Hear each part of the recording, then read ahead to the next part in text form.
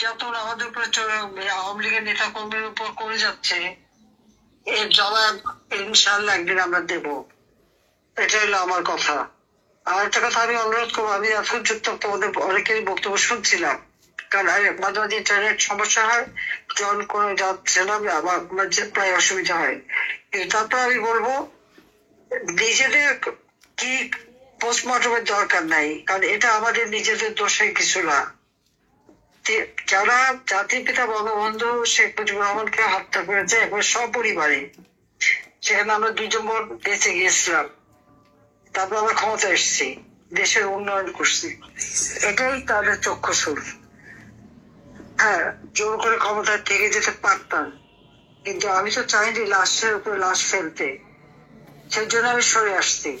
কারণ আর কত মানুষের লাশ নেই, যে মানুষগুলির জন্য আমি কাজ করলাম, সেই মানুষগুলি শুধুমাত্র ক্ষমতা থাকার জন্য মেরে ফেলতে হবে, আমার কাছে এটা কখনোই গ্রহণযোগ্য ছিল না।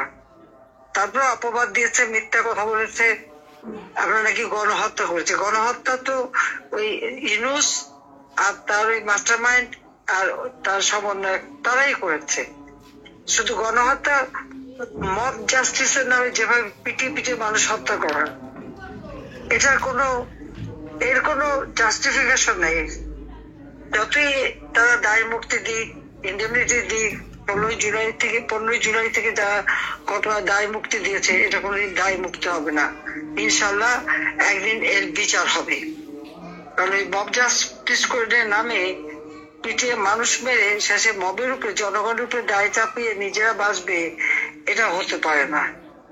এবং যারা এখানে লিঙ্ক থাকবে, সবাই অন্তত কার কার এলাকায় কি কি ঘটনা ঘটলো সেগুলি তালিকা করা, আলোচনা করা, আর ভবিষ্যতে কিভাবে এই ইউনূস সরকার যে চরম দুর্নীতিবাজ, খুনি এবং জঙ্গিদের, সমস্ত জঙ্গিদের ছেড়ে দিয়েছে, এমনকি বেজিয়ারে যারা হত্যাকাণ্ড করতে, যারা জেলে, তাদের ছাড়ার চেষ্টা, কাজে এটা তো জঙ্গি সরকার। কাজে জঙ্গি সরকারকে কিভাবে আমরা হটাবো তার প্রস্তুতি নিতে হবে, জনগণের পাশে যেতে হবে।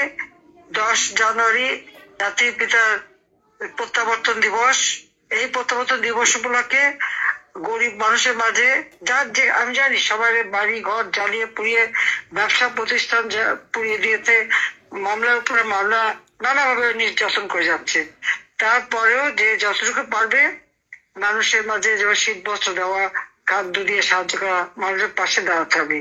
কারণ একদিকে যেমন সব জিনিসের দাম বেড়েছে, অপরদিকে ওই সুদখোর খুনি ইউনূস নিজে ট্যাক্স দেবে না, সেই ট্যাক্স সে মাফ করায় নেয়, ট্যাক্সে ফাঁকি দেয়,